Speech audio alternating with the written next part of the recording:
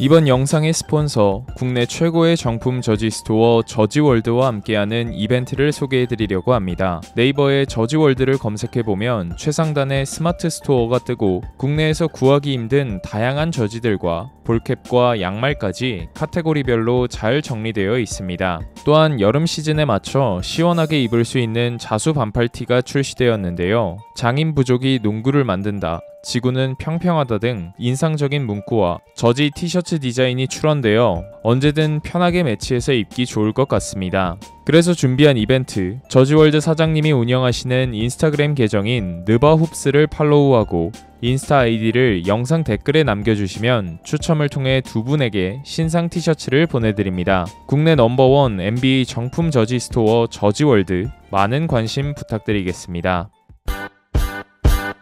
2024 NBA 파이널 챔피언 자리를 차지한 보스턴 셀틱스, 통산 18번째 우승으로 NBA 최다 우승팀 자리를 탈환했지만 그중 16번이 90년대 이전 고대 시절의 위험이고 2008년 폴 피어스, 레이 앨런, 케빈 가넷의 빅3가 일궈낸 17번째 우승 이후로는 오랜 기간 동안 다른 팀의 성공을 바라봐야만 했습니다. 팀을 대표하는 에이스들 중 한 명은 3루에서 시작했다며 3루텀이라 불리고 다른 한 명은 재계약을 했더니 그 돈을 왜 주냐는 등 보스턴을 바라보는 시선은 서부에 비해 덜 빡빡한 동부 컨퍼런스에서는 강호지만 결국 파이널에서 우승을 하기엔 부족한 팀 정도로 평가되었는데요. 그런 세간의 편견을 마침내 깨부순 챔피언 보스턴의 타임라인을 2010년대 중반부터 리와인드해봅시다. 2015년부터 단신가드의 영웅 아이지아 토마스의 미친 활약에 애틀랜타에서 알 호포드를 데려와 수비까지 보강한 보스턴은 중하위권을 벗어나 플레이오프 무대에 돌아왔고 2017년 컨퍼런스 파이널에서 토마스가 시즌아웃 부상을 입게 되면서 팀의 운영 노선을 변경하게 됩니다. 득점 1옵션 역할을 하던 토마스를 포함한 1대5 트레이드를 통해 슈퍼스타 카이리 어빙을 데려왔고 유타에서 평득 20점 이상을 찍고 있던 올스타 포워드 고든 헤이워드까지 영입하면서 작년보다 더 전도 유망한 빅3 라인업을 꾸렸습니다. 하지만 17-18 시즌 클리블랜드와의 개막전 시작 5분 만에 헤이워드가 정광이가 완전히 꺾이는 골절로 시즌 아웃되는 비극이 일어났습니다. 야심차게 짠 계획이 엎어졌지만 보스턴은 곧바로 플랜 B를 가동하면서 개막 2연패 이후 17연승을 달리며 리그 1위 자리에 오르는 저력을 보여줬는데요. 르버지의 품을 벗어나 에이스 역할을 맡은 어빙과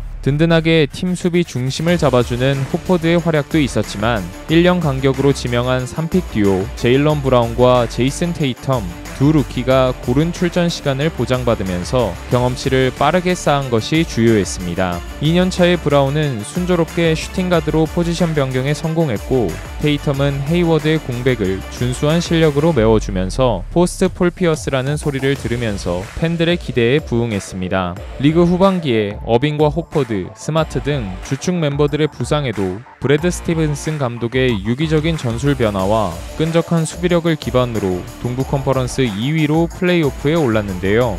플레이오프 무대에서는 어빙까지 시즌 아웃되어 사실상 차포를 떼고 경기를 치러야 하는 매우 불리한 상황이었는데 테이텀, 브라운, 로지어, 스마트까지 영건들이 에너지 넘치는 수비로 베테랑들의 빈자리를 메꿨고 특히 홈 경기는 무조건 사수하면서 미러키를 4승 3패로 필라델피아를 4승 1패로 꺾으며 컨퍼런스 파이널까지 진출했습니다. 컴파에서 만난 상대는 동부의 왕 르브론의 클리블랜드, 제일런 브라운의 득점을 주축으로 홈에서 치른 1, 2, 5차전을 잡아내면서 3승 2패로 클리블랜드를 벼랑 끝까지 몰아붙였는데요. 그러나 이런 중압감에 익숙한 르브론은 두 경기 연속 미친 원맨 캐리로 보스턴의 수비를 찢어낸 반면 보스턴의 영건들은 부족한 뒷심으로 6, 7차전을 내줘 파이널 진출은 다음을 기약해야 했습니다. 그래도 어빙과 헤이워드 없이 컨퍼런스 파이널 진출이라는 성과는 보스턴의 미래를 더욱 긍정적으로 바라보게 만들었는데 평균 22세의 영건 4명이 플레이오프 경험치를 쌓았고 여기에 클러치 상황을 책임질 에이스들만 돌아온다면 2019년은 보스턴이 동부를 지배할 것으로 예상되었습니다. 게다가 오프시즌 르브론이 서부 컨퍼런스 소속 LA 레이커스로 이적하면서 보스턴의 파이널 진출은 따놓은 새로운 당상처럼 보였습니다. 그렇게 부푼 기대 속에 시작한 18-19 시즌, 보스턴의 승률은 기대 이하였습니다. 부상에서 복귀한 헤이워드의 경기력은 아쉬웠고 그 정도 볼륨은 뽑아낼 수 있게 된 연건들은 각자 1옵션처럼 아이솔 시도에 의존하는 등 지난 시즌 보여준 끈끈한 조직력은 온데간데 없는 모습이었습니다. 허무하게 내주는 경기가 많아지면서 팀 케미도 불화설이 돌 정도로 악화되었는데 마커스 스마트는 시즌 중 현재 우리 팀은 아무도 함께하지 않는다 라고 말하며 사라진 조직력의 씁쓸함을 나타냈습니다. 작년보다 못한 동부 컨퍼런스 4위로 플레이오프에 진출해 1라운드 빅터 올라디포가 빠진 인디애나를 스윕으로 꺾으며 가장 먼저 2라운드에 선착했으나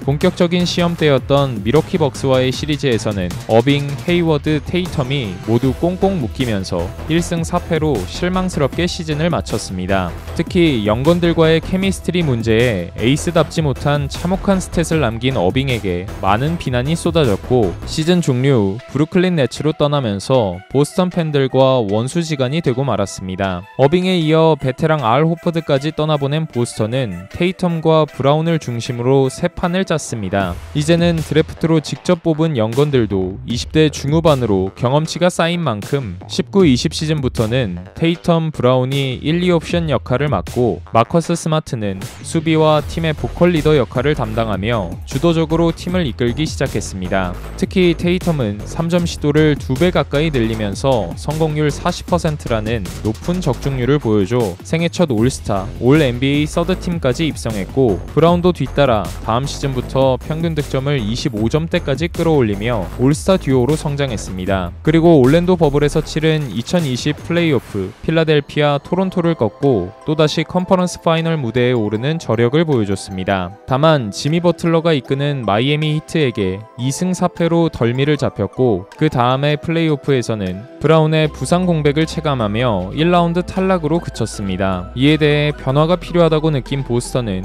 2년간 잦은 부상에 게르그로 전락한 켐바 워커를 떠나보냈고 호포드 및 벤치 자원들을 영입하면서 수비를 확실히 재정비했습니다. 게다가 21-22 시즌부터는 브래드 스티븐슨 감독이 경영진으로 자리를 옮기며 우도카 감독이 새로 지휘봉을 잡았는데 정규 시즌 후반기로 갈수록 최고의 공수 밸런스를 찾아가기 시작했습니다. 보스턴의 수비 효율 지수는 리그 최상위권으로 상승했고 벌크업 후 시즌 초반 고전하던 테이텀은 후반기에 폼을 끌어올려 커리어 첫 퍼스트팀에 입성하는 등 팀의 확실한 1옵션으로 성장했습니다. 플레이오프에서는 첫 경기부터 짜릿한 위닝 버저비터로 팀 승리를 이끌더니 시리즈 내내 듀란트와 어빙을 수비로 제어해내면서 4전 전승으로 완벽한 서력에 성공했습니다. 2라운드에서는 디펜딩 챔피언 밀워키 벅스를 만나 5차전까진 2승 3패로 수세에 몰렸으나 6차전 원정 테이텀이 3점슛 7개 포함 46점을 폭발시키면서 팀을 구해냈고 기어이 7차전까지 잡아내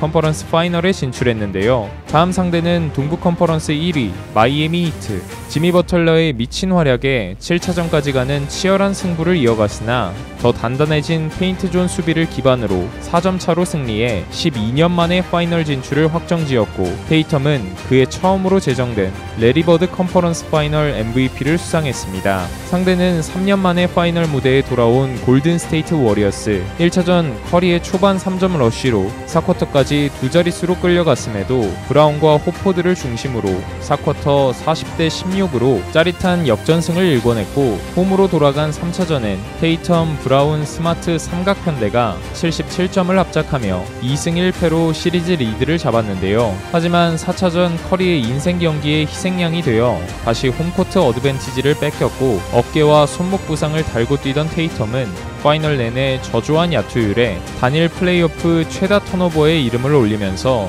우승은 다음을 기약해야 했습니다. 우승의 문턱에서 실패한 만큼 4일간은 비참한 감정을 떨치고 일상으로 돌아가기 어려웠다고 인터뷰에서 밝혔는데요. 그래도 파이널 진출 멤버를 그대로 유지한 보스턴은 더욱 강해져서 돌아왔습니다. 특히 테이텀은 커리어 처음으로 평균 30득점을 넘기면서 정규 시즌 MVP 투표 4위, 또 한 번의 퍼스트팀에 선정되었고 했고 올스타전에서도 55득점으로 최다 득점을 하는 등 작년보다 더 날카로운 득점력을 보여줬습니다. 그러나 팀 전체적으로 큰 변화가 생겼는데 우도카 감독이 불미스러운 일로 1년 징계를 받게 되면서 조 마줄라 코치가 급히 감독 대행으로 팀을 이끌어야 했습니다. 마줄라는 2019년부터 보스턴 코치로 일해왔지만 86년생 알 호포드보다 2살이나 어린 만큼 지도자 커리어는 무명 중에 무명이었습니다. 기대보다는 걱정이 앞서는 상황, 보스턴의 봄농구는 또 한 번 아쉬움을 남겼습니다. 지난 시즌보다 많은 승수를 기록했지만 우도카 감독 체제에 강력했던 수비력은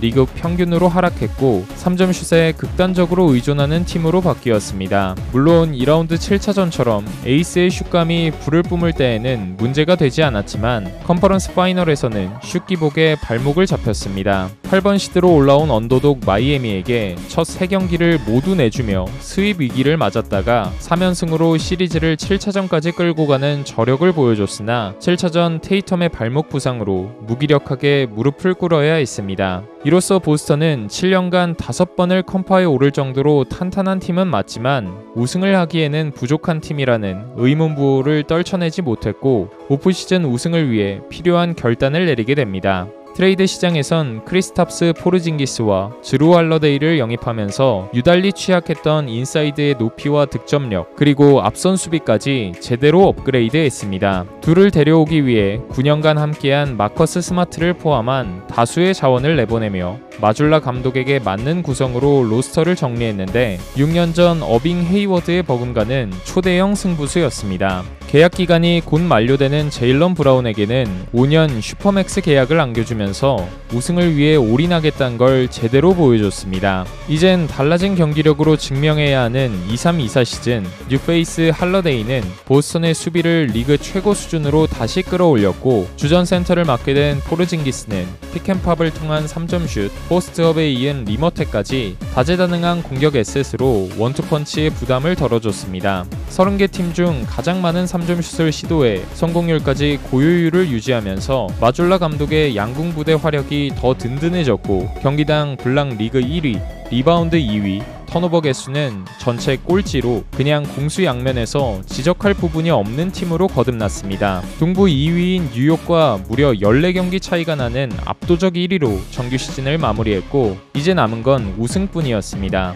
1라운드에서는 지독하게 많이 만난 상대인 마이애미와 붙게 되었지만 버틀러가 부재 중인 만큼 2차전을 제외하곤 명확한 체급 차이를 실감케 했고 4승 1패로 2라운드 진출을 확정지었습니다. 2라운드 상대인 클리블랜드도 마이애미와의 시리즈처럼 보스턴의 일방적인 흐름으로 진행되었습니다. 클리블랜드는 도노반 미첼의 의존도가 높고 벤치 자원이 약해 로테이션 멤버 전원이 두 자릿수 득점이 가능한 보스턴은 안정적으로 경기를 풀어나갔습니다. 에반 모블리와 캐리 르버트가 공수 양면으로 맹활약한 2차전은 내줬으나 3차전부터 테이텀 브라운 원투펀치가 61점을 압착하면서 시리즈 리드를 잡았고 미첼마저 부상으로 결장한 4, 5차전을 모두 쓸어 담으며 3년 연속 컨퍼런스 파이널에 진출했습니다. 컨퍼런스 파이널 상대는 6번 시드 인디애나 페이서스, 만만치 않은 뎁스를 자랑하는 젊은 팀답게 보스턴 못지않은 빠른 템포의 공격으로 맞불을 놓으면서 보스턴과 대등한 경기력을 보여줬습니다.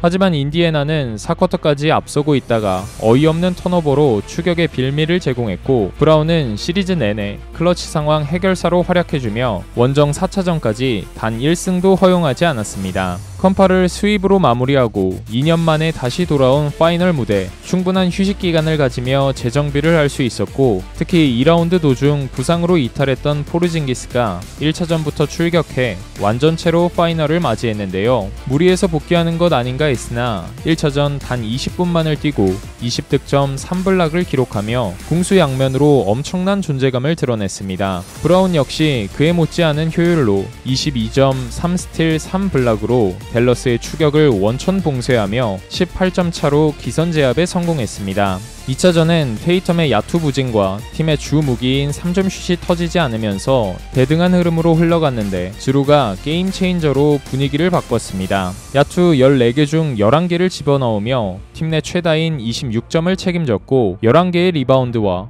블락과 스틸까지 곁들이며 댈러스의 원투펀치를 꽁꽁 묶었습니다. 딥3 담당 프리처드는 3쿼터 종료 직전 투입되어 3초 만에 버저비터를 꽂아 넣으며 분위기를 뜨겁게 끌어올렸고 4쿼터에도 무난하게 댈러스의 공격을 봉쇄하며 승리를 챙겼습니다. 원정으로 넘어간 3차전 포르징기스가 휴식을 취했음에도 보스턴은 더 이상 선수 한 명에 좌우되는 팀이 아니었습니다. 어빙이 전반에만 20점을 올리며 댈러스의 공격을 이끌자 테이텀도 20득점으로 응수했고 후반 들어 돈빙이 서서히 지치고 롤플레이어들의 지원이 끊겼는데요. 그 사이 브라운은 후반에만 야투율 62%로 24점을 몰아치면서 집중력을 잃지 않았고 경기 종료 4분을 남기고 돈치치는 6반칙 퇴장을 당해 시리즈 스코어 3대0으로 결정적인 우위를 점했습니다. 이후 4차전은 파이널이 맞나 싶은 집중력을 보여주며 38점 차 대패를 허용했으나 다시 홈으로 돌아온 5차전 보스턴은 안방에서 시리즈를 마무리 지었습니다.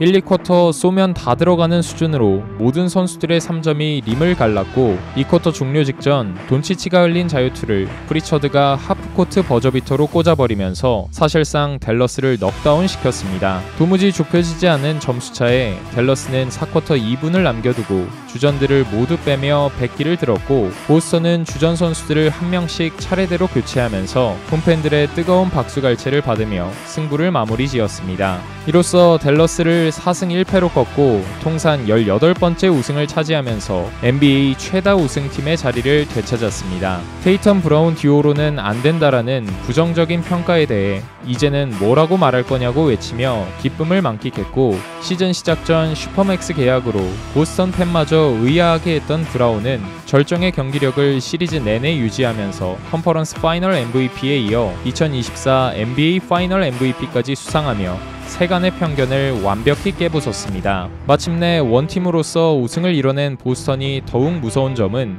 이번 오프시즌 화이트와 테이텀 모두 재계약에 성공해 향후 몇 년간은 탄탄한 현재의 라인업으로 우승에 도전할 수 있게 된 것인데요. 전통의 농구명가 보스턴 셀틱스가 과연 다음 시즌에도 우승을 차지하고 셀틱스 왕조가 펼쳐지게 될지 귀추가 주목됩니다.